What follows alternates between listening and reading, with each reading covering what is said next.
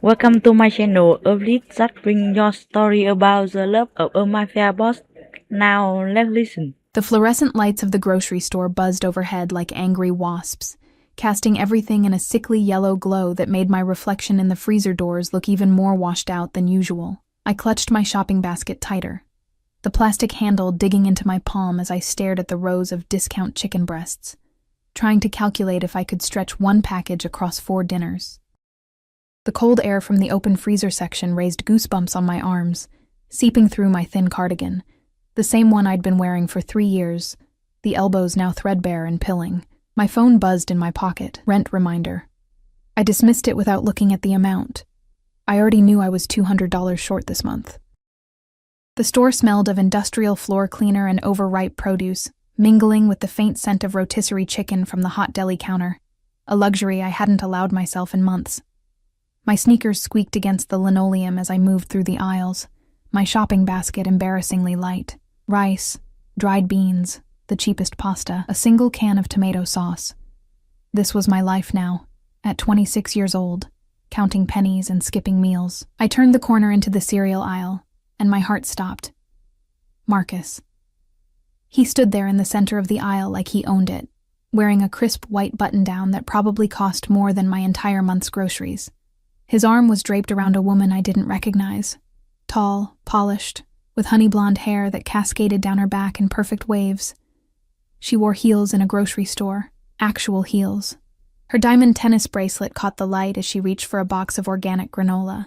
I tried to back away before he noticed me, but the universe had never been that kind. Emma? His voice carried that same condescending tone I'd grown to hate during our 3 years together. Emma Richardson? Is that really you? I forced myself to turn, to paste on something resembling a smile. Marcus. Hi. His eyes raked over me, taking in my worn clothes, my makeup-free face, my basket full of discount items. I watched his expression shift from surprise to something worse. Pity mixed with smug satisfaction. The blonde beside him looked confused, her perfectly shaped eyebrows drawing together. Wow, you look. He paused, as if searching for a diplomatic word. Different. Translation. Terrible. I looked terrible, and we both knew it. I've been busy, I said, my voice smaller than I wanted it to be, working a lot. Still at that coffee shop? The way he said it made my job sound like something shameful, something beneath him. I thought you'd have moved on to something more substantial by now. The blonde's hand tightened on his arm. She'd figured out who I was, the ex-girlfriend. The one who'd been unceremoniously dumped 6 months ago when Marcus decided I wasn't ambitious enough for his rising career at his father's investment firm. Actually, I'm managing now. I lied. I wasn't managing anything except to survive each day. That's great. Really great. He didn't sound like he thought it was great at all. His gaze dropped to my left hand, hanging empty at my side. No ring yet? The words hit like a slap. The blonde beside him giggled, actually giggled, and I felt something inside me crack. My cheeks burned with humiliation, heat crawling up my neck despite the cold air from the freezers. We're actually just picking up a few things before heading to look at wedding venues, the blonde offered, her voice sugary sweet, but her eyes sharp. She held up her own left hand, where a massive diamond caught the light. Marcus proposed last month in the Maldives. It was absolutely magical. Last month. He'd started dating her before our relationship had even been cold in the grave. Congratulations, I managed, the words sticking in my throat. You should come to the engagement party, Marcus interrupted, and I knew from the glint in his eyes that this was intentional cruelty. Next Saturday at the Metropolitan Club. It would be great to have you there. You know, to show there's no hard feelings. To show everyone how far he'd moved up while I'd sunk down. To parade me around as proof of his upgrade. I insist. His smile was all teeth, predatory. Consider this your official invitation. It'll be good for you to get out, meet people, network. You never know who might be there. The blonde was practically vibrating with suppressed laughter. This was entertainment for them. The poor ex-girlfriend in her discount clothes, alone and struggling while they planned their perfect wedding. I really should go, I said, backing away. My shift starts soon. It didn't. I had the day off, but I couldn't stand there another second. Couldn't bear the weight of their judgment, their pity, their satisfaction at seeing me brought so low. I turned and walked away as quickly as I could without running, abandoning my basket on a random shelf. I'd lost my appetite anyway. Behind me, I heard the blonde's voice, pitched to Carrie. She seems sad. Do you think she's still hung up on you? Marcus's response was too quiet to hear, but they both laughed. I made it to the parking lot before the tears came, hot and angry against my cold cheeks. The late autumn wind whipped through the nearly empty lot, carrying the smell of coming rain and exhaust fumes.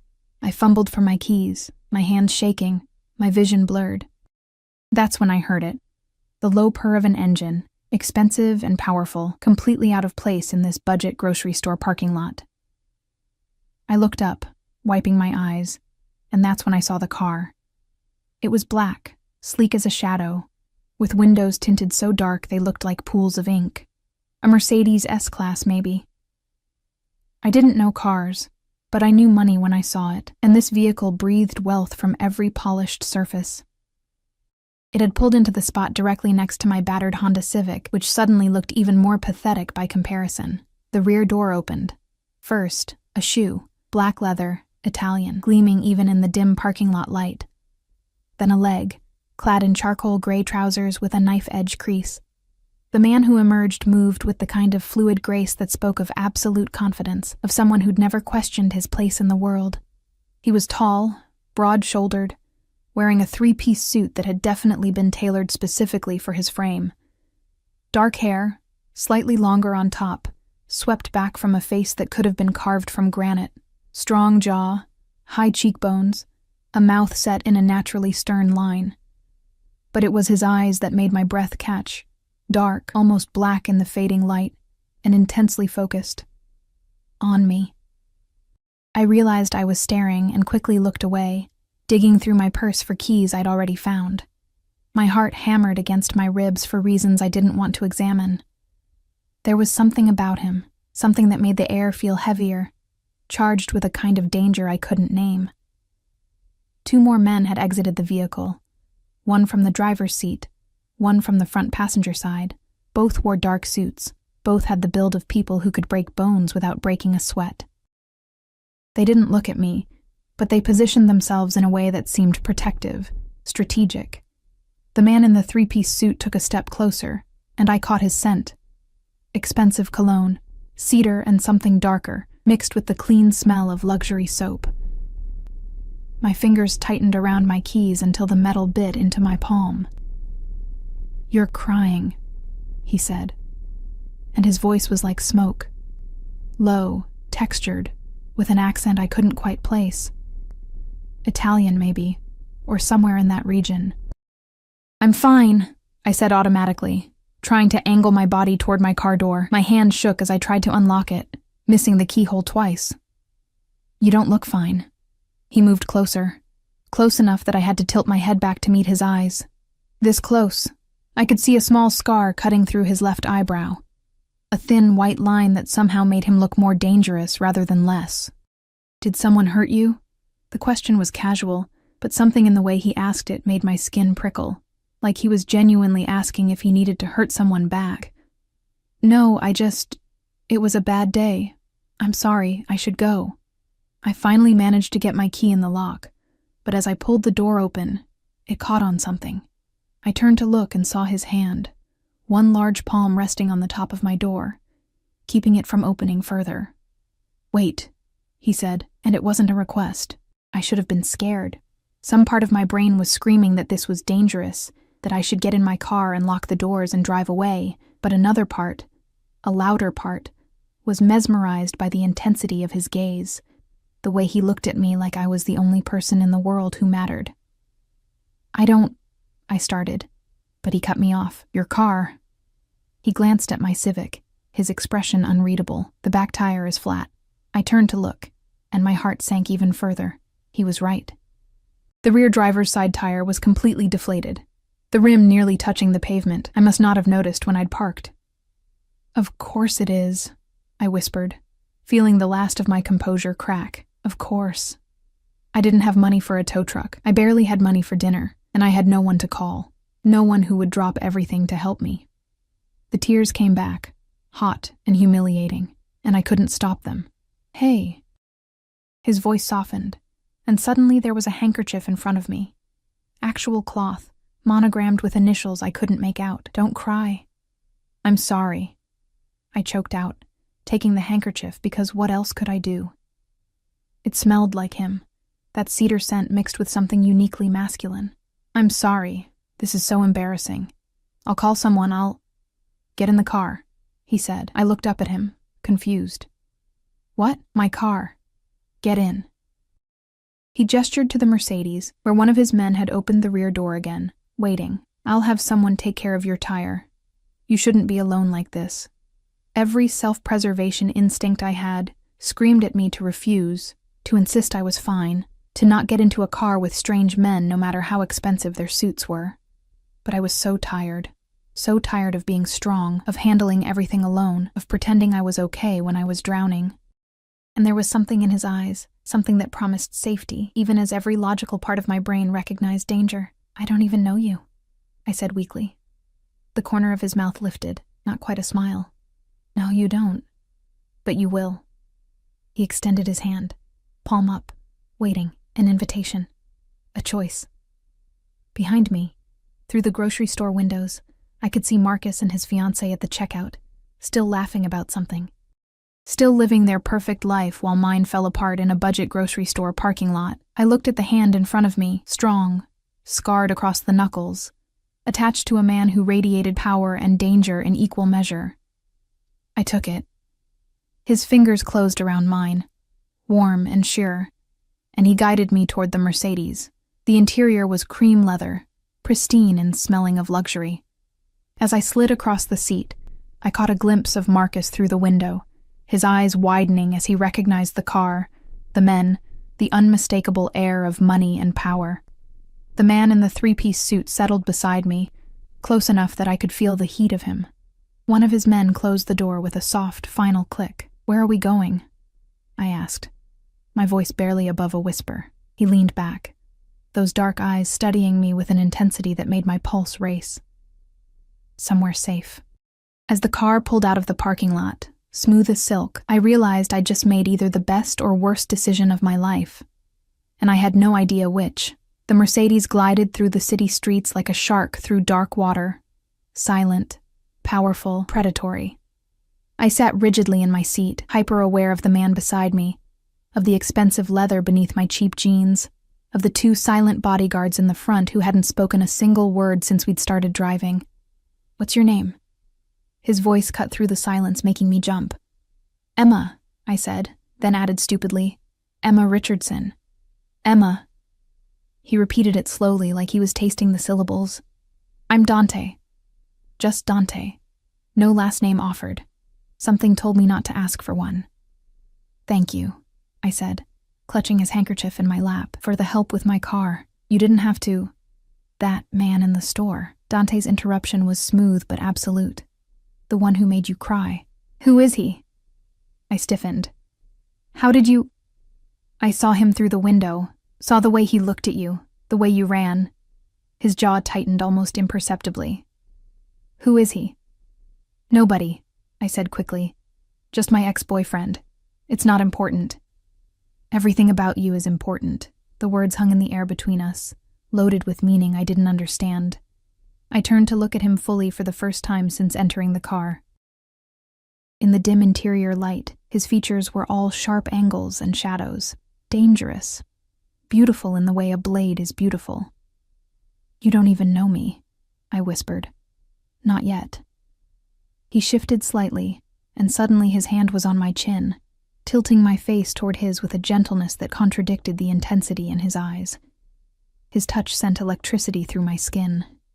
But I will. Tell me what he said to make you cry. I should have pulled away, should have demanded he take me home, but there was something hypnotic about his focus, about being the center of such absolute attention. He asked if I was engaged yet, I said, the words tumbling out before I could stop them. In front of his new fiancée, he wanted to humiliate me, and it worked. Dante's thumb brushed across my cheekbone, catching a tear I didn't know had fallen. His name. It doesn't matter. His name. Emma. The command in his voice made something low in my stomach clench. Marcus. Marcus Thornton. Something flickered across Dante's face, there and gone so quickly I might have imagined it. He released my chin and pulled out his phone, typing something quickly. Then he looked at the driver. "Take us to the penthouse, Lorenzo." "Wait," I said, panic suddenly cutting through whatever spell he'd woven. "I can't go to your home. I don't know you. You're safe with me, Emma." He pocketed his phone and turned those dark eyes back to me. "I promise you that. You are completely safe. That's what every serial killer says right before." He laughed, and the sound transformed his face, making him look younger, less severe. "I'm not a serial killer, though I understand your concern." He gestured to the bodyguards, to the expensive car, to himself. "This must all seem very strange." "Strange is an understatement. Let me make you a deal." He shifted to face me more fully, and I was struck again by his sheer presence, the way he seemed to take up all the oxygen in the car. "Come to my home. Have dinner with me. Let me ensure you're calm and safe before sending you home. If at any point you want to leave, you leave. No questions asked." "Why?" The question burst out of me. "Why are you doing this? You don't know me. You don't owe me anything. Why do you care if some random woman in a parking lot is crying?" His expression grew serious again, that intense focus returning. "Because when I saw you standing there, with tears on your face and defeat in your eyes, something in me decided you were mine to protect." He paused, seeming to choose his next words carefully. "And what's mine, I keep safe." I should have been terrified by that possessive statement.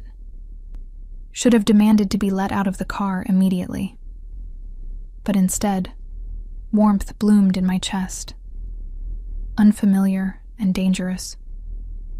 "One dinner," I heard myself say, "and then I go home." "One dinner," he agreed. But something in his smile suggested he knew it wouldn't end there. The car pulled up to a high-rise building in the most expensive part of the city, the kind of place I'd only ever seen in magazines. A doorman rushed to open our door, greeting Dante with a deferential nod that spoke of familiarity and respect. Or maybe fear. It was hard to tell the difference. The lobby was all marble and gold, with crystal chandeliers that probably cost more than I'd make in 5 years. My sneakers squeaked against the polished floor as we walked to a private elevator, Lorenzo and the other bodyguard flanking us like silent shadows. "You live here?" I asked stupidly, because obviously he did. "Top floor." Dante's hand settled on the small of my back, guiding me into the elevator. The touch was light, almost casual, but I felt it like a brand through my thin cardigan. The elevator rose smoothly, no numbers displayed, just a single button marked P. Penthouse. Of course. When the doors opened directly into an apartment, I had to work to keep my jaw from dropping. Floor-to-ceiling windows overlooked the entire city, the light sprawling out like a carpet of stars. The space was enormous, all clean lines and expensive furniture, modern art on the walls that I suspected might be original pieces. Everything was in shades of black, white, and gray, with touches of deep blue. It looked like a place where someone very powerful lived, someone important, someone dangerous. "Lorenzo, have the chef prepare dinner for 2, Dante said, removing his suit jacket and draping it over the back of a leather chair. "And send someone to handle Miss Richardson's car. I want it fixed and delivered to her address by morning. You don't have to—" I started. "I want to."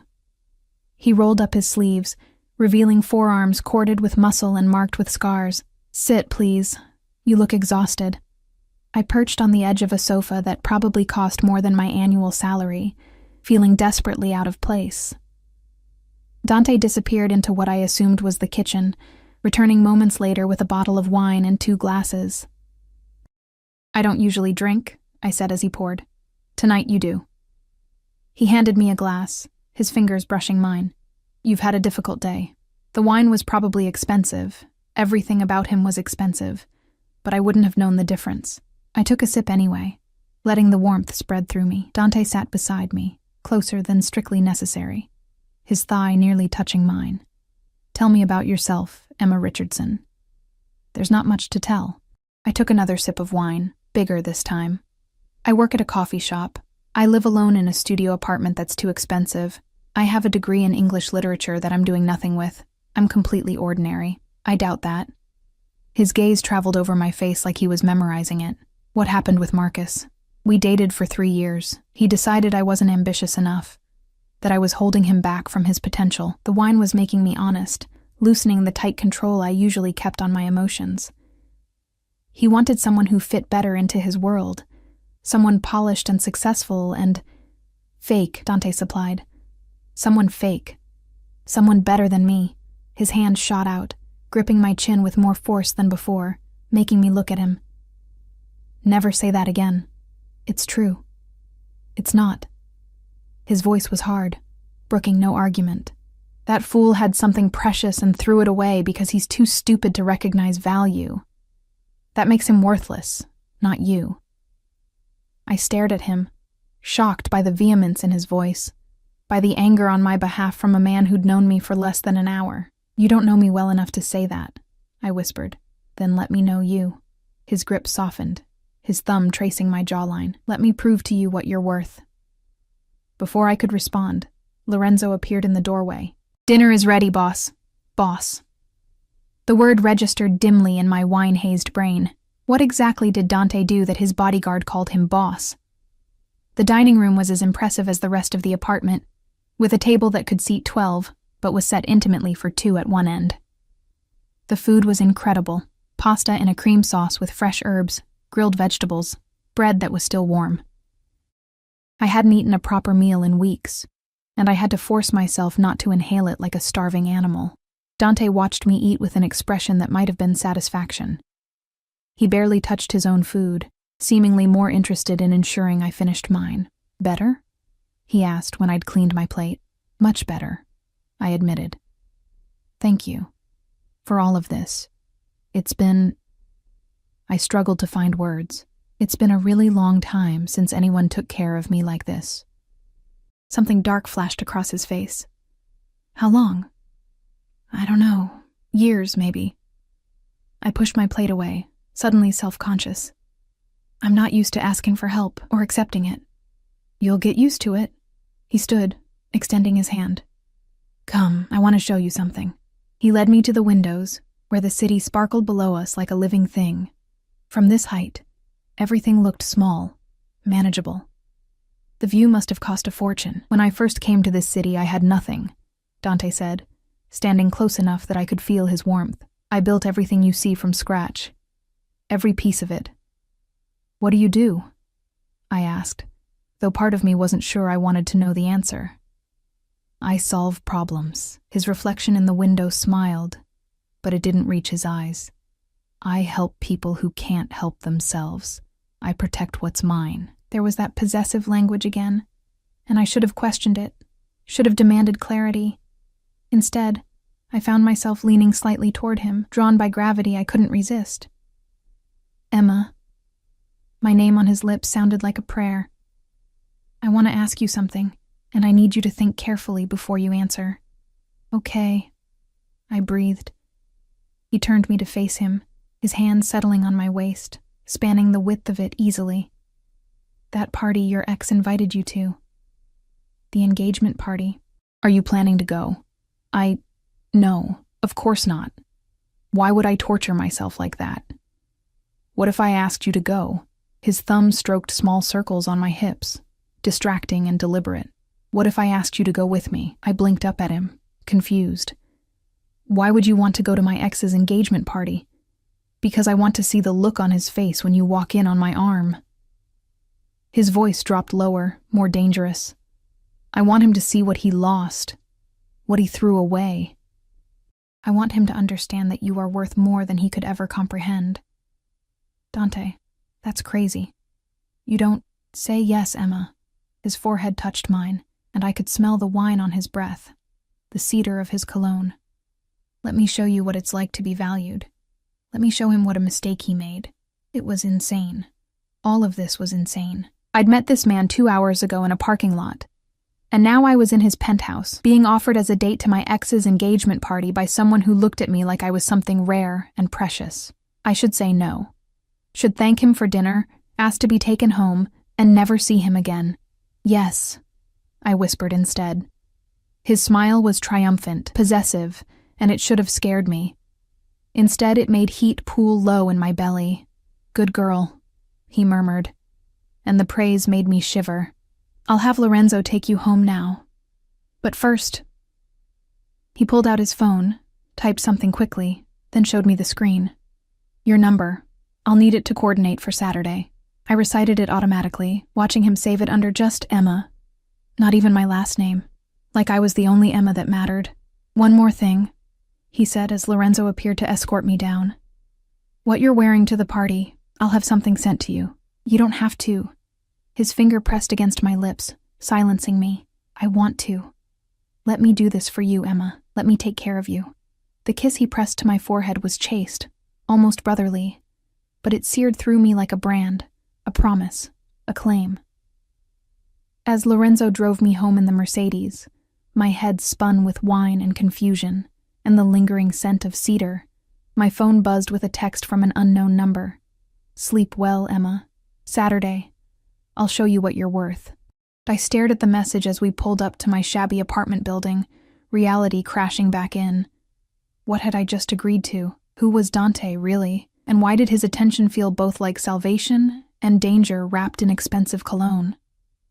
I fell asleep that night with his handkerchief pressed to my face, breathing in his scent, and dreamed of dark eyes and promises I didn't understand. When I woke the next morning, there was a text waiting. Your car is outside. Check under the driver's seat. D. I rushed down in my pajamas to find my Civic parked perfectly, the tire fixed, the entire car washed and detailed until it gleamed. Under the driver's seat was an envelope. Inside was $5,000 in cash and a note in elegant handwriting. For the rent you're worried about and the meals you've been skipping, don't argue. D. I stared at the money, my hands shaking.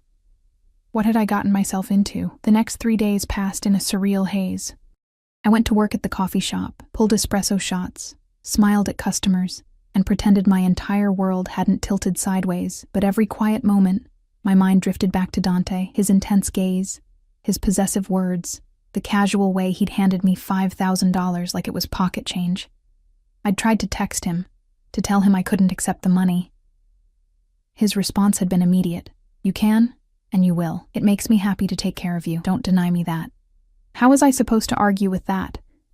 Wednesday afternoon, my phone rang with a number I didn't recognize. Miss Richardson? A woman's voice, crisp and professional. I'm calling from Nouveau Boutique. We have a package here for you from Mr. Salvatore. When would be convenient for you to come in for your fitting? Mr. Salvatore. So that was his last name, Dante Salvatore. I'm sorry. Fitting for what? Your dress for Saturday evening, Mr. Salvatore was very specific about the style and timing. We'll need at least 2 hours to ensure everything is perfect. I should have said no, should have told them there was a mistake. Instead, I heard myself asking, when did you have in mind? By Thursday evening, I was standing in the most expensive boutique I'd ever entered, surrounded by mirrors and soft lighting, wearing a dress that cost more than 3 months of my rent. It was midnight blue, the color of the sky right before full dark, and it fit like it had been sewn onto my body. The neckline was elegant but modest, the fabric draped in ways that made my figure look like something out of a dream. When I moved, the dress caught the light, shimmering subtly. Mr. Salvatore has excellent taste, the saleswoman murmured, adjusting the hem. He knew exactly what would suit you. Has he done this before? The question slipped out before I could stop it. Bought dresses for women. The saleswoman's expression remained professionally neutral. Mr. Salvatore is a valued client, but I've never seen him take such personal interest in a selection before. Usually, he simply provides measurements and lets us choose. For you, he described every detail he wanted. The color, the cut, even the fabric weight. My reflection stared back at me, transformed. I barely recognized myself. There are shoes as well, she continued, producing a box with heels that matched the dress perfectly. And Mr. Salvatore arranged for hair and makeup to come to your residence Saturday afternoon. They'll arrive at 3. This is too much, I whispered. Miss Richardson. The saleswoman met my eyes in the mirror. May I speak candidly? I nodded. I've worked in this boutique for 15 years. I've dressed senators' wives, celebrities, women who think spending $50,000 on a dress is reasonable, but I've never seen a man look at fabric swatches the way Mr. Salvatore did when choosing this dress. She adjusted the shoulder delicately. He wanted you to feel beautiful, to feel valued, whatever is happening between you two. That man is serious about it. My phone buzzed. Another text from Dante. Lorenzo tells me you're at the boutique. Does it fit? It's perfect. I typed back. Too perfect. This is too much. Nothing is too much for you. I'll pick you up at 6 on Saturday. Wear your hair down. Even his texts were commands. But somehow I didn't mind. Friday dragged by with excruciating slowness.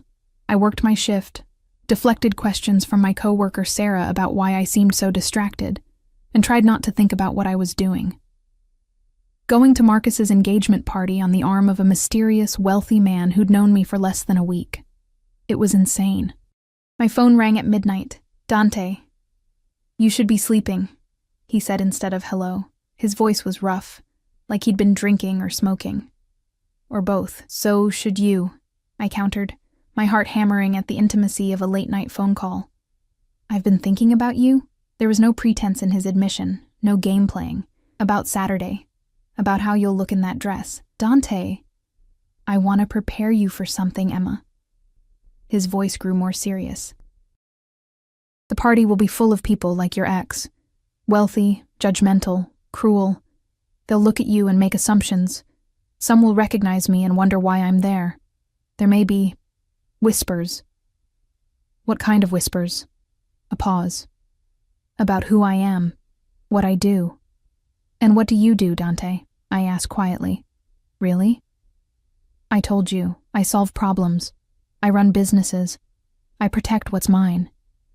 Another pause, longer this time. I'm not a good man, Emma. I want you to understand that. I've done things that would make you run from me if you knew. My breath caught. Are you trying to scare me away? No. The word was almost a growl. I'm trying to be honest with you, to give you a chance to walk away before Saturday, before this goes further. And if I don't want to walk away, silence stretched between us, heavy with meaning. Then you're mine, he said finally. And the possessiveness in his voice made my stomach clench. And I protect what's mine, Emma, always. I don't understand what this is, I admitted. We barely know each other. I know you're kind. I know you're struggling but too proud to ask for help. I know that bastard ex of yours made you feel small when you're anything but. His voice dropped lower, and I know that when I saw you crying in that parking lot, something in me decided you were worth protecting, worth keeping. People aren't possessions, Dante. No, he agreed. But they can choose to belong to someone. And I'm asking you to choose to belong to me. It was the most insane thing anyone had ever asked me. We'd had one dinner, a few phone calls, some texts. I didn't even know what he really did for a living, though the evasiveness and the bodyguards and the casual display of wealth suggested something I probably shouldn't look at too closely. I'll see you tomorrow at 6, I said instead of answering, and I could hear his smile through the phone. Wear your hair down, he repeated, and hung up. Saturday arrived like an oncoming train. The hair and makeup team appeared at 3 sharp.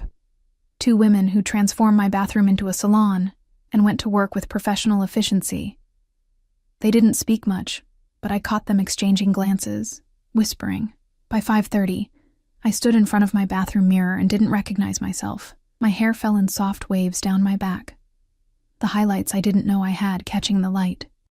My makeup was flawless, dramatic but elegant, making my eyes look huge and mysterious.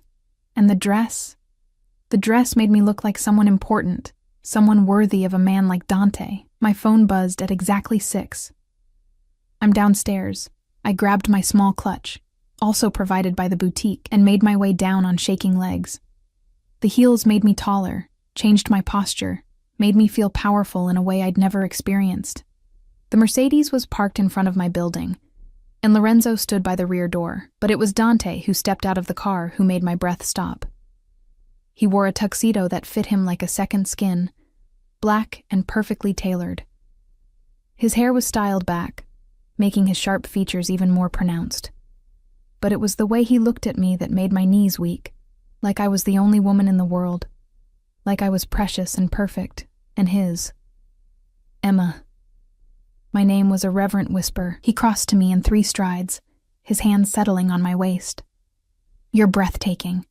The dress is beautiful, I said, my voice shaky. I'm not talking about the dress. His thumb traced the line of my jaw, tilting my face up. Though you were right, it's perfect on you. Dante, if you want to back out, tell me now. His dark eyes searched mine. If this is too much, if you're not ready, we'll go to dinner instead. Just the 2 of us. I won't force you into that room full of vipers. I thought about Marcus, about his smug smile, his cruel invitation, the way he'd looked at me like I was something pitiful, about every time he'd made me feel small, inadequate, not enough. I want to go, I said firmly. I want them to see. Dante's smile was sharp and pleased. Then let's show them what they're missing. The drive to the Metropolitan Club took 20 minutes, and Dante spent it with his hand covering mine, his thumb stroking across my knuckles in a steady, grounding rhythm. He didn't speak much, but his presence was overwhelming, protective and possessive in equal measure. When we pulled up to the club, I saw the valet's eyes widen at the car. The Mercedes wasn't just expensive. It was the kind of vehicle that announced power, importance, danger. Dante exited first, then extended his hand to help me out. The moment my heels touched the pavement, I felt the weight of stairs. Other guests arriving, dressed in their expensive clothes, stopped to look. At the car. At Dante. At me. Head up, Dante murmured, tucking my hand into the crook of his arm. You belong here more than any of them. We walked into the club like we owned it, Lorenzo and another bodyguard falling into step behind us. The engagement party was being held in the main ballroom, a cavernous space dripping with crystal and gold, filled with at least 200 people in formal wear, and every single one of them turned to look when we entered. I felt Dante's arm tense under my hand as conversations died, as whispers started to spread through the crowd like wildfire. His name, Salvatore, rippled through the room, carried on shocked breaths and nervous murmurs. Smile, Dante said softly. Let them look. So I did. I smiled like I belonged there, like I hadn't spent the last 6 months struggling to make rent, like I was exactly the kind of woman who would walk into a party on the arm of Dante Salvatore. Then I saw Marcus. He was standing near the bar with his fiancée, both of them frozen in mid-conversation, staring at me with identical expressions of shock. The glass in Marcus's hand actually slipped, would have fallen if someone hadn't caught it. Where is he? Dante asked, his voice a low rumble. By the bar, with the blonde. Perfect. Dante's hand covered mine on his arm, squeezing gently. Let's get a drink. He guided me across the ballroom with the confidence of a predator, people parting before us like we were royalty. I kept my head high, my smile in place, even as my heart hammered against my ribs. We stopped directly beside Marcus and his fiancée. Emma? Marcus's voice cracked on my name. What are you? I didn't think you'd actually come. You invited me, I said sweetly. It would have been rude to refuse. His eyes darted to Dante, and I watched the color drain from his face. And you are? Dante's smile was all teeth, predatory and cold. Dante Salvatore, Emma's date. He extended his hand, and I watched Marcus hesitate before shaking it. Congratulations on your engagement. I hope you'll be very happy together. The words were polite, but the threat underneath them was unmistakable. Marcus pulled his hand back quickly, wiping it on his pants like he'd touched something contaminated. I didn't realize Emma was seeing anyone, the blonde said, and her earlier confidence had evaporated. She clutched Marcus's arm like a lifeline. We prefer to keep our relationship private, Dante said smoothly, his hand moving to the small of my back.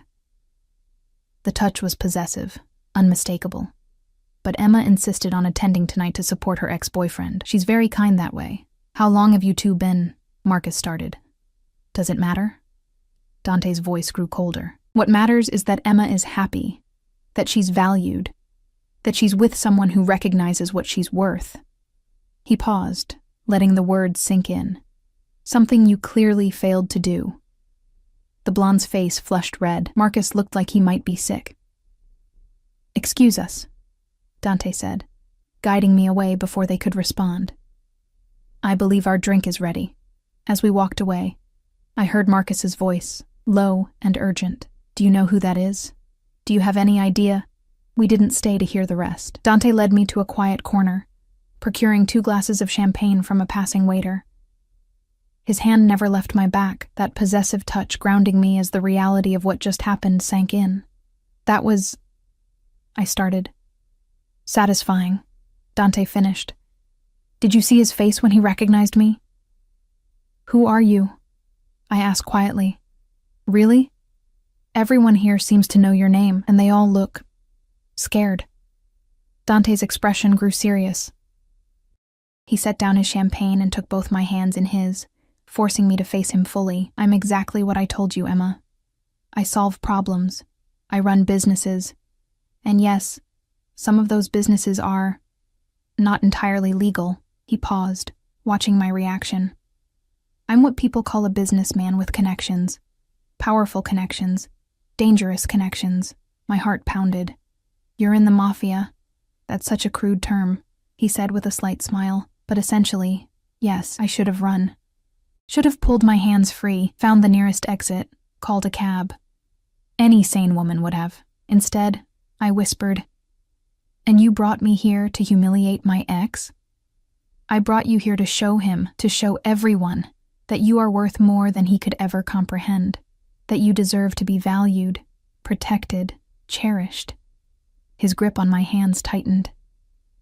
And yes, to make him regret ever letting you go. This is insane, I breathed. Yes, he agreed. But tell me you didn't enjoy seeing his face. Tell me it didn't feel good to walk in here like you owned the room. I couldn't. Because it had felt good. It had felt incredible. What happens now? I asked. Dante's smile was slow and dangerous. Now we dance. We enjoy the party.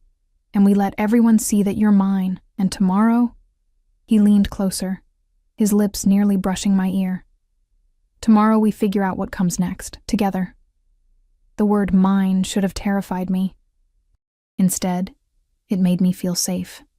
The next hour passed in a blur of champagne and whispered conversations, of Dante's hand never leaving my body, my waist, my back, my hand. He kept me close, possessive in a way that should have felt suffocating, but instead made me feel protected, valued.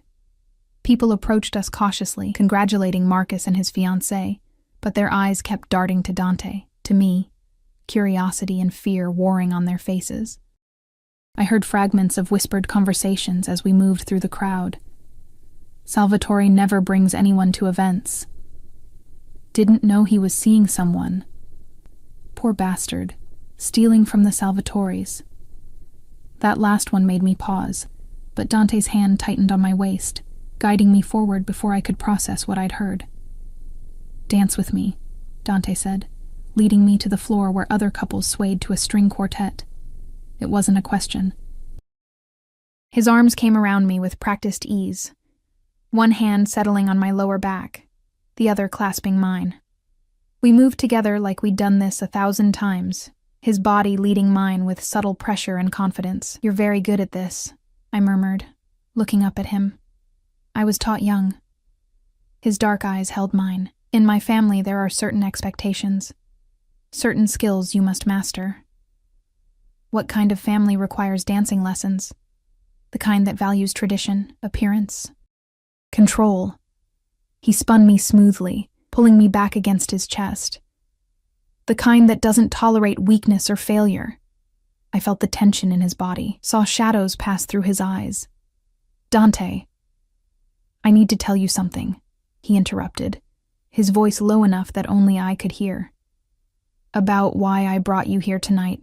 It's not just about your ex. My heart stuttered. What do you mean? Marcus Thornton works for his father's investment firm. What he didn't tell you, what he probably doesn't even fully understand, is that his father has been laundering money. A lot of money. Money that belongs to people I do business with. The world tilted slightly. I don't understand. 3 months ago, Marcus himself stole from one of my associates. $500,000 that he thought he could hide in offshore accounts. Dante's hand stroked up my spine, the touch soothing, even as his words sent ice through my veins. He's been under surveillance ever since. Why are you telling me this? Because I saw you in that parking lot, saw your tears, and I recognized your name. Emma Richardson, the girlfriend Marcus had mentioned to one of my people when we questioned him. The one he'd recently dumped. His jaw tightened. I thought it was interesting timing. I thought perhaps you might know something about his activities. The champagne in my stomach turned to lead. You approached me because you thought I was involved in Marcus's crimes? At first, yes. His honesty should have hurt more than it did. But the moment I looked in your eyes, I knew you had no idea. You were just a woman who'd been hurt by a worthless man, a woman who deserved better. So this whole thing, the dress, the party, the attention, it was all... At first it was reconnaissance, he admitted, pulling me closer even as I tried to put distance between us. But Emma, listen to me. The moment I touched your hand in that parking lot, the moment you looked at me with those eyes, everything changed. You stopped being connected to a case and became mine. I should have slapped him, should have caused a scene, stormed out, never looked back. But his arms around me felt like safety, like home, even as my rational mind screamed that this was wrong, dangerous, insane. I don't know anything about what Marcus did, I said, my voice shaking. I don't know anything about stolen money or offshore accounts. We barely talked about his work when we were together. I know. His hand cupped the back of my neck, thumb stroking the sensitive skin there. I knew that within 5 minutes of talking to you. You're terrible at lying, Emma. It's one of the things I like about you. You lied to me. I omitted certain truths, he corrected. I never lied. Everything I've told you about how I feel, about wanting to protect you, about you being mine, all of that is true. The song ended, but Dante didn't release me. We stood there on the dance floor, other couples swirling around us. While I processed this revelation, I should go, I whispered. You should, he agreed. But you won't. Why are you so sure? His smile was dark, knowing. Because you feel it too. This thing between us, this connection. It's not logical, it's not safe, but it's real. Before I could respond, a commotion at the entrance drew everyone's attention. Men in suits, FBI, from the badges they were flashing, poured into the ballroom. Leading them was an agent who made a direct line for Marcus. Marcus Thornton, you're under arrest for wire fraud, money laundering, and embezzlement. The ballroom erupted in chaos. Marcus's fiancée screamed. Guests scattered. The FBI agents moved with practiced efficiency, handcuffing Marcus even as he protested his innocence. Through it all, Dante kept me anchored against him, his body a shield between me and the panic. You did this, I breathed, understanding dawning. You called them. I made a phone call earlier this week, shared certain information with the right people. His expression was hard, cold. The face of a man who'd just destroyed someone's life without remorse. He hurt you, Emma. He humiliated you, and he stole from people under my protection. This is justice. This is revenge. Sometimes they're the same thing. He turned me away from the spectacle, guiding me toward a side exit where Lorenzo waited. Let's go. Wait. I can't just leave. The FBI might have questions. They won't. You had nothing to do with Marcus's crimes, and they know it. The evidence I provided was very specific about his solo operation. We reached the exit, cool night air rushing in. Come with me, Emma. Let me take you somewhere quiet. Every instinct screamed that I should refuse, should distance myself from this man who'd orchestrated an arrest at an engagement party like it was nothing. But when I looked into his eyes, I saw not just danger, but desperate need, raw want. Where? I asked. Somewhere we can talk. Really talk.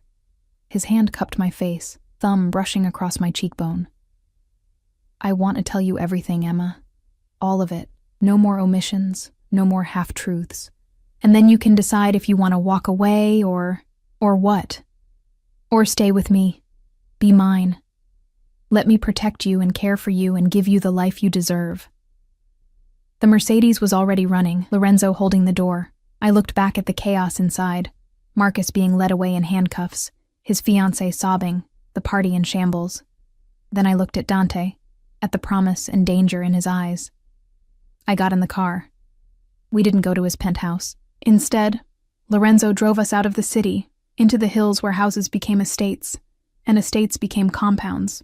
The Mercedes turned down a private road, through gates that opened automatically, and up a long driveway lined with trees. The house at the end was magnificent. A sprawling villa with honey-colored stone and arched windows glowing with warm light. It looked like something transported from the Italian countryside. My real home, Dante said as we pulled up. The penthouse is for business. This is where I live. The interior was warmer than the penthouse, with thick rugs and comfortable furniture, art on the walls that looked personal rather than chosen by a decorator. A fire burned in a massive stone fireplace, casting dancing shadows. Dante dismissed Lorenzo with a nod, then shed his tuxedo jacket and rolled up his sleeves. Drink? Something strong, I said, perching on the edge of a sofa. He poured 2 glasses of amber liquid, whiskey from the smell, and settled beside me, closer than necessary. Ask me anything. I'll tell you the truth. I took a sip of whiskey, the burn fortifying my courage. How many people have you killed? He didn't flinch at the question. Personally? 3. All of them deserved it. All of them threatened my family or my people. He paused. I've ordered the deaths of others, more than I care to count, but never innocents, Emma. Never women or children. Never anyone who wasn't deep in the game. And Marcus? Will you kill him? No. Prison will destroy him more thoroughly than a bullet ever could. He'll lose everything. His freedom, his reputation, his fiancée, his future. That's punishment enough.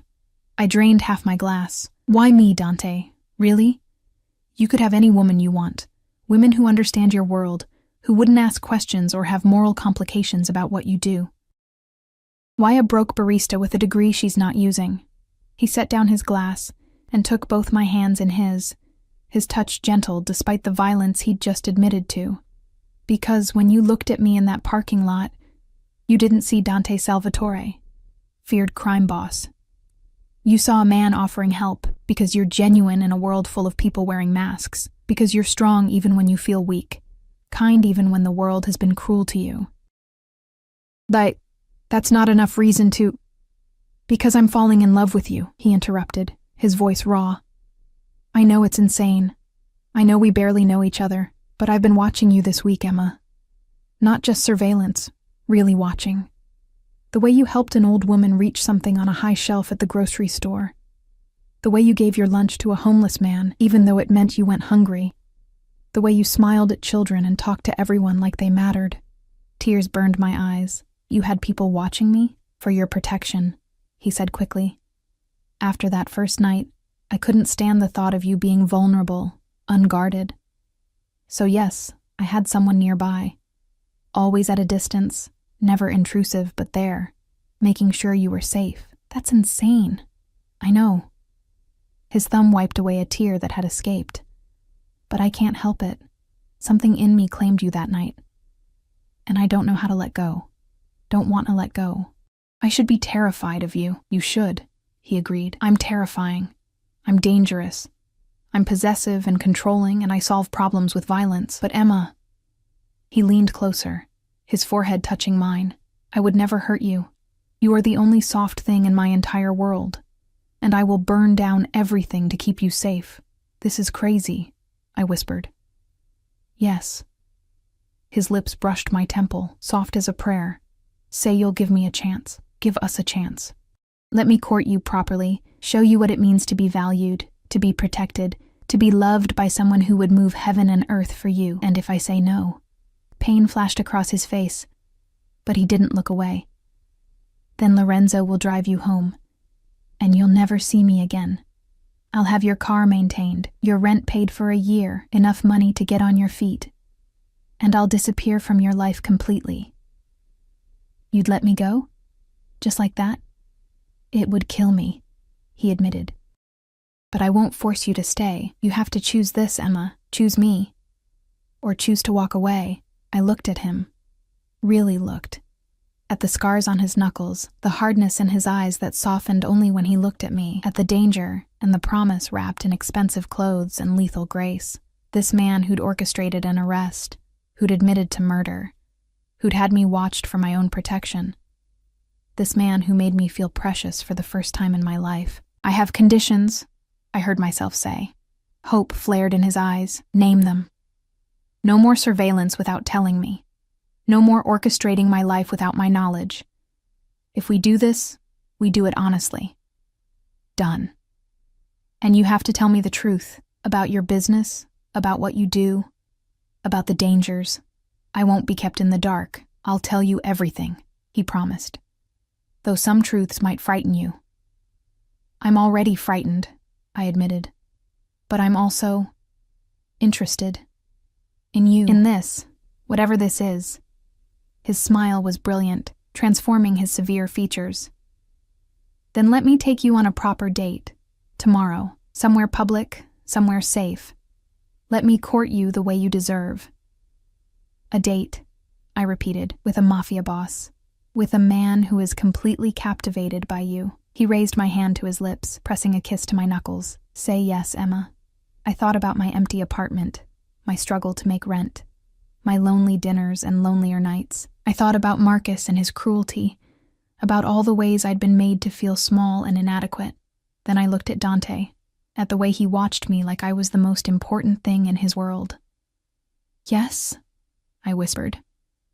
He pulled me into his arms, and I went willingly, tucking my head under his chin and breathing in his cedar scent. His heart thundered against my ear, betraying how much my answer meant to him. I'll be good to you, he murmured into my hair. I promise you that. You'll never want for anything, never feel alone, never doubt your worth again. That's a big promise. I keep my promises, Emma, always. We sat like that for a long time, wrapped in each other while the fire crackled and the night deepened outside. Eventually, Dante insisted on having Lorenzo drive me home, despite my protests that I could take a cab. What's mine, I protect, he said firmly, already texting his driver. And you are mine now, aren't you? The possessiveness should have bothered me. Instead, it made warmth bloom in my chest. I guess I am, I admitted. His kiss goodnight was soft, reverent, pressed to my forehead like a blessing. Tomorrow, Emma, I'll pick you up at noon, for our proper date, for the first of many. His smile was promise and threat combined. Get used to being spoiled, amore mio. I have a lot of time to make up for. As Lorenzo drove me home through the dark streets, I caught him watching me in the rearview mirror. He's never been like this before, Lorenzo said quietly. In all the years I've worked for him, I've never seen the boss care about anyone the way he cares about you. Is that a good thing or a bad thing? Lorenzo's smile was slight but genuine. For you? Good. For anyone who tries to hurt you? Very, very bad. I fell asleep that night, still wearing the blue dress, my phone clutched in my hand, waiting for Dante's goodnight text. It came at 2 a.m. Sweet dreams, my Emma. Tomorrow, I show you what forever looks like. I should have been scared. Instead, I'd never felt safer in my life. Sunday morning dawned bright and clear, sunlight streaming through my apartment windows like a promise. I woke still wearing the blue dress, the fabric wrinkled but still beautiful, and for a moment I wondered if the entire night had been a dream. Then my phone buzzed with a text from Dante. Good morning, Bella. Wear something comfortable. I'm taking you somewhere special, very real. Very much not a dream. I showered and changed into jeans and a soft sweater, the nicest casual clothes I owned, and tried to tame my nervous excitement. A date with Dante Salvatore. A proper date, he'd said. What did that even mean for a man like him? At exactly noon, the Mercedes pulled up outside my building. But this time, when I came downstairs, Dante was standing outside the car waiting for me, dressed in dark jeans and a black sweater that made him look younger, more approachable, almost normal. Until you looked in his eyes and saw the predator lurking there. "You look beautiful," he said, taking my hand and pressing a kiss to my knuckles. "Ready? Where are we going?" "You'll see." He helped me into the car, sliding in beside me. Lorenzo pulled away from the curb, heading north out of the city. We drove for almost an hour, leaving the urban sprawl behind for rolling hills and scattered farms. Dante held my hand the entire time, his thumb tracing idle patterns on my skin, occasionally pointing out landmarks or telling me stories about the area. Finally, we turned down a narrow road that led to a small marina. Boats bobbed gently in their slips, and the air smelled of salt water and freedom. "A boat?" I asked as we parked. "Not just any boat." Dante led me down the dock to a sleek yacht, all white and chrome and expensive curves. "Mine. I come here when I need to think, to get away from the business." The yacht's interior was elegant but comfortable. Cream leather, warm wood, soft lighting. Dante dismissed the small crew with a nod, leaving us alone as the boat pulled away from the dock and headed out into open water. "You can drive this yourself?" I asked, watching him take the helm with practiced ease.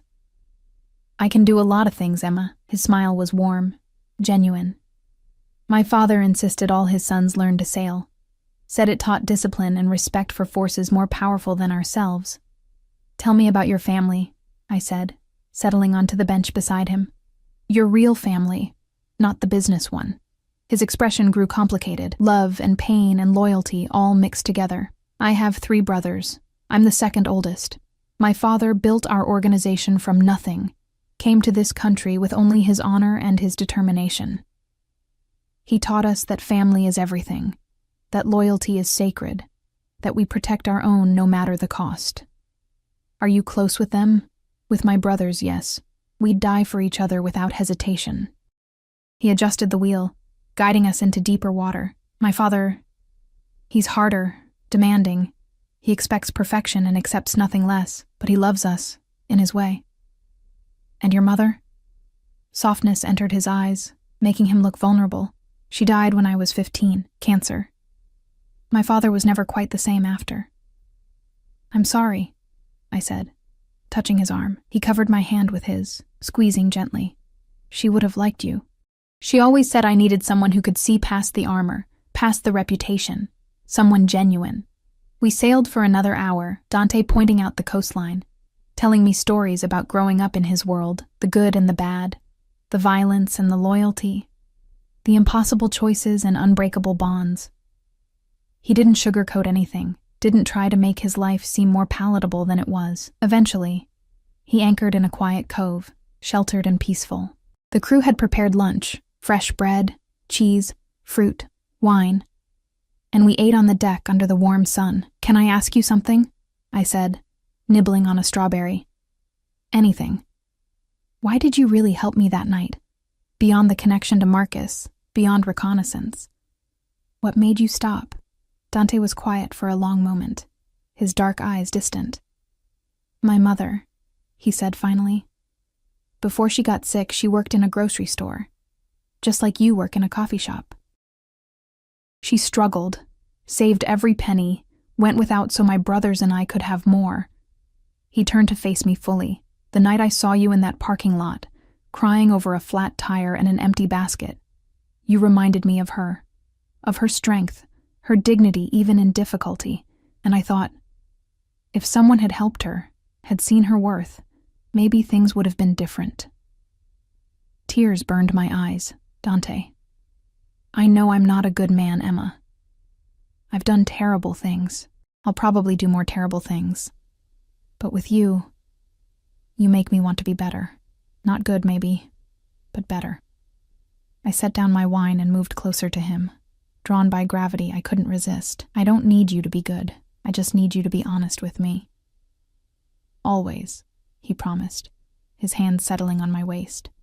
"I will always be honest with you." "Then tell me what happens now. Where does this go?" His expression grew intense, possessive. I court you properly. I take you to dinner, to shows, sailing. I learn everything about you, your favorite color, your dreams, what makes you laugh. I show you that you're valued, that you're precious. And when you're ready, he leaned closer, his forehead touching mine. I marry you. My breath caught. We barely know each other. I know enough.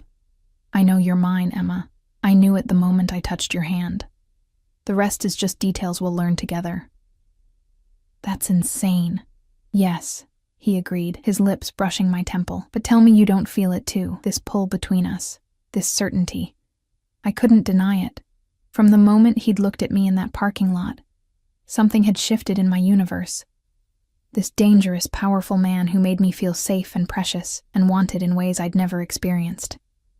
I feel it, I admitted. But marriage? Dante, I don't even know your favorite color. Blue, he said immediately. The color of the dress I bought you, the color of your eyes in certain light, the color of the ocean on days like this. His hands tightened on my waist. What's yours? Green. Forest green, like the trees around my villa, he finished. I noticed. I'll have flowers delivered to your apartment every week. Green roses, if I can find them. You don't have to. I want to. He kissed my forehead, then my cheek, working his way toward my mouth. Let me take care of you, Emma. Let me spoil you. You've been strong for so long, carrying everything alone. Let me be strong for you now. When his lips finally met mine, it was like coming home. Soft at first, tentative, then deeper as I melted into him. He tasted like wine and promises, his hands gentle despite the strength in them. One hand tangled in my hair, angling my head for better access, while the other pressed against my lower back, holding me close. I'd been kissed before, but I'd never been kissed like this, like I was precious and perfect, and his. When we finally broke apart, both breathing hard, Dante rested his forehead against mine. Marry me, Emma. We just had our first real date. I protested weakly. I don't care. I know what I want, and I want you. Forever. His eyes burned with intensity. I'll wait if I have to. Court you for months. Years if that's what you need. But know that my end goal is you in a white dress, promising yourself to me in front of God and my family. You're impossible. I'm determined. He kissed me again, softer this time, and I always get what I want. We spent the rest of the afternoon on the yacht, talking and kissing and learning each other. Dante told me about his business, the legitimate companies and the less legitimate ones, the power structure and the rules that governed his world. I told him about my dreams of writing, about the novel I'd started and abandoned, about the life I'd imagined before Marcus had made me feel too small to reach for it. You'll write again, Dante said firmly. You'll have time and space and encouragement. I'll make sure of it. You can't just fix everything with money and power. Watch me. His smile was confident, possessive. You're mine to care for now, Emma. That means I make sure you have everything you need to thrive. As the sun began to set, painting the sky in shades of gold and pink, we sailed back to the marina.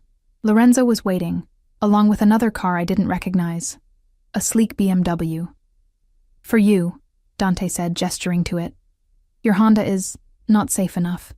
This is bulletproof, has GPS tracking, and Lorenzo has programmed his number into the speed dial.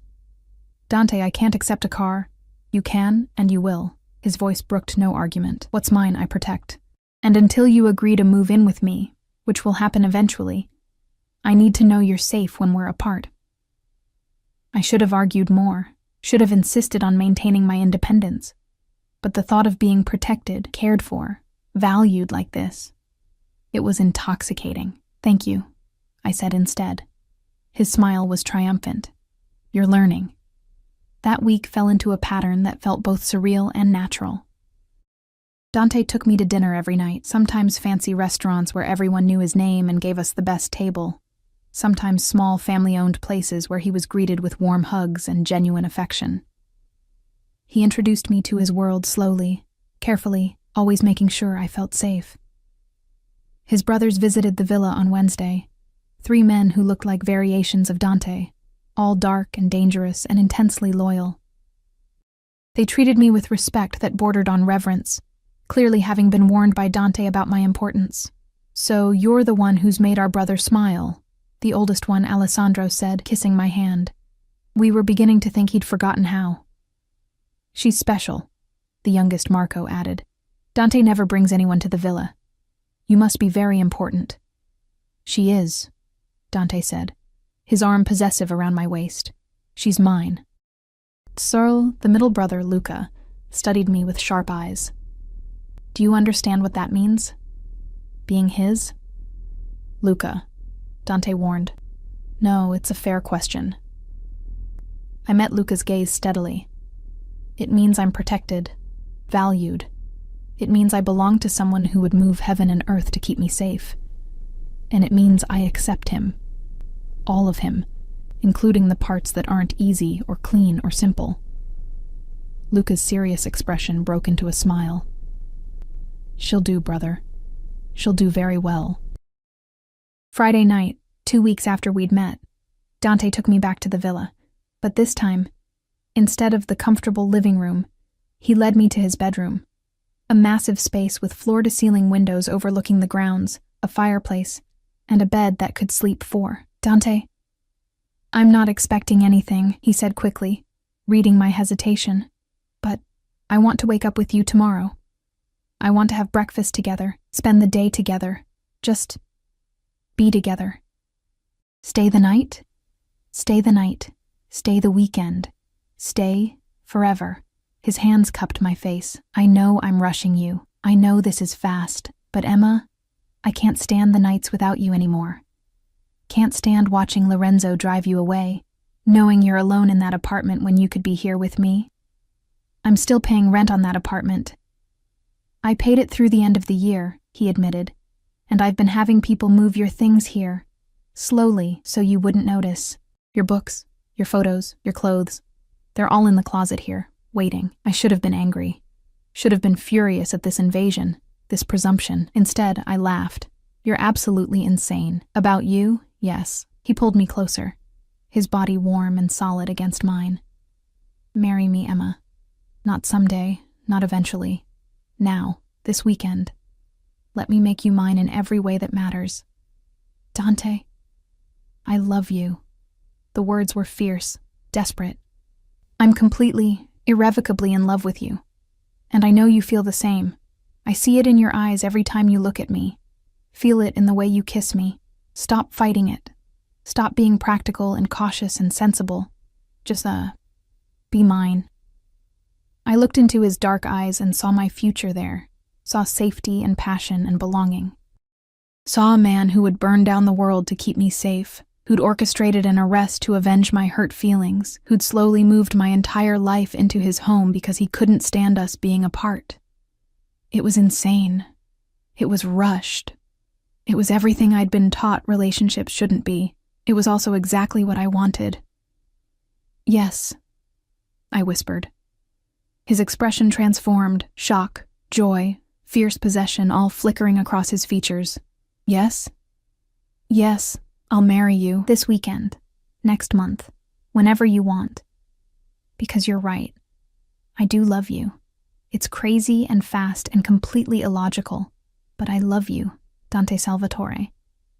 He kissed me then, deep and claiming, lifting me off my feet and spinning me around like I weighed nothing. When he set me down, we were both laughing, both crying a little, both overwhelmed by the enormity of what we'd just decided. "Saturday," he said firmly. "We'll marry on Saturday. Small ceremony, just family.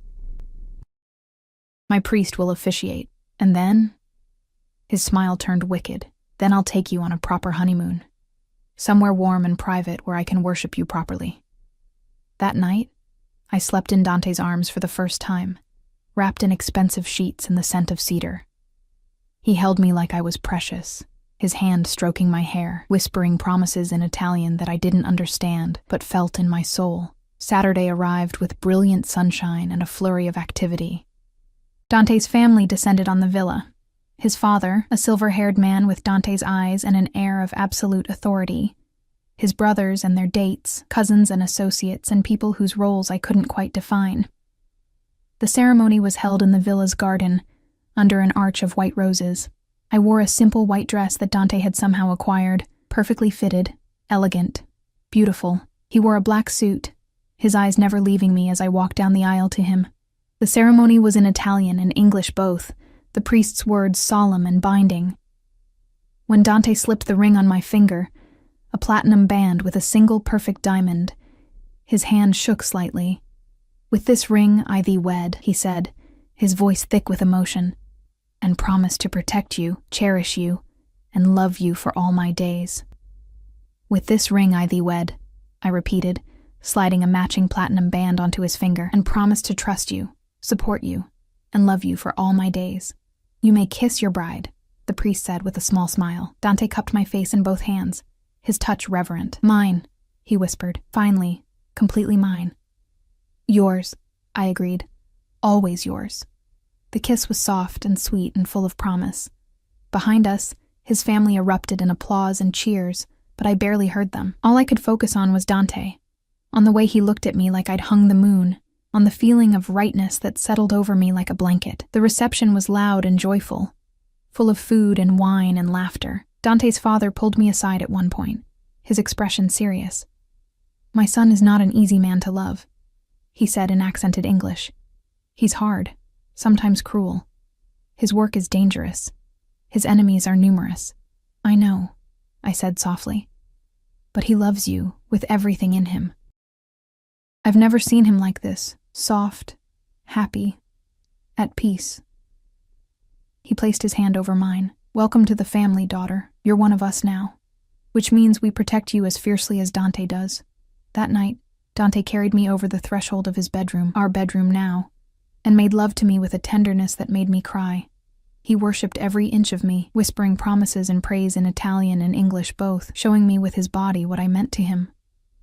Afterward, we lay tangled together, my head on his chest, his fingers tracing patterns on my bare shoulder. "No regrets?" he asked softly. "None," I said honestly. "You? My only regret is that I didn't find you sooner." He kissed my hair. "But I have you now, and I'm never letting go." 3 months later, I ran into Marcus at a coffee shop, ironically not the one where I used to work. I'd quit that job, was spending my days writing the novel I'd always dreamed of, supported fully by my husband, who'd converted one of the villa's rooms into a perfect office for me. Marcus looked terrible, thinner, older, worn down by legal troubles and public humiliation. He stared at me, at the massive diamond on my finger, at the designer clothes I now wore without thinking. "Emma?" he breathed. "I heard you got married. To Salvatore. Is it true?" "It's true," I said calmly. "Why?" The question burst out of him, desperate. "Why him? Do you know what he is? What he does?" I thought about Dante, about the way he held me at night, the way he encouraged my writing, the way he'd moved heaven and earth to make sure I felt valued every single day, about the family I'd gained, the life I'd built, the love that surrounded me constantly. "I know exactly what he is," I said softly, "and I love him anyway, more than I ever thought possible. He's dangerous. To his enemies, yes," I smiled. "But to me, he's safety. He's home. He's everything I never knew I needed." Marcus looked like he wanted to say more, but what could he say? He'd thrown me away like garbage, and I'd found gold in the ruins. "I hope you're happy," he said finally, and for the first time he sounded sincere. "I am," I said simply. "Happier than I ever was with you. Happier than I ever thought I could be." I left him standing there and walked out to where Lorenzo waited with the car. At home, because the villa was home now, Dante was waiting for me, pacing the entryway like he always did when I went out without him. "You're late," he said, pulling me into his arms. I was worried. I ran into Marcus, his entire body tensed. "Did he hurt you? Threaten you?" He did nothing," I soothed, pressing my hand to his chest. "Just asked if I was happy." "And what did you tell him?" I stood on my tiptoes and kissed him softly. I told him the truth, that I'm happier than I ever thought possible. Because I found someone who sees my worth, who values me, who loves me exactly as I am. Dante's smile was brilliant, transforming his severe features. Come, I have something to show you. He led me to my office, where a package sat on my desk. Inside was a published copy of my novel, the one I'd finished last month, the one Dante had quietly sent to his publishing contacts without telling me. It's being released next month, he said, watching my reaction. They want to do a whole series. My wife, the best-selling author. I stared at the book, at my name on the cover, at the dream I'd thought was impossible made real. How did you... I told you, Emma. He pulled me close, his arms around me from behind, his chin resting on my shoulder. What's mine, I take care of. Your dreams are my dreams now. Your happiness is my only goal. I turned in his arms, tears streaming down my face, and kissed him with everything in me. This man, this dangerous, powerful, possessive man, who'd taken my broken pieces and built me a palace. I love you, I whispered against his lips. I love you more, he countered. And I'll spend the rest of my life proving it. Outside the window, the sun set over the villa grounds, painting everything in shades of gold. Inside, wrapped in my husband's arms, surrounded by the life we'd built together, I finally understood what it meant to be valued, to be protected, to be loved completely, possessively, eternally. Marcus had asked if I had a ring yet, laughing at my empty hand. Now I wore a wedding band that meant everything. And the man who'd put it there would move heaven and earth to keep me safe, happy, and loved. I'd found my forever in a grocery store parking lot, in the dark eyes of a dangerous man who saw my worth when no one else did. And I'd never been more grateful for a flat tire in my life.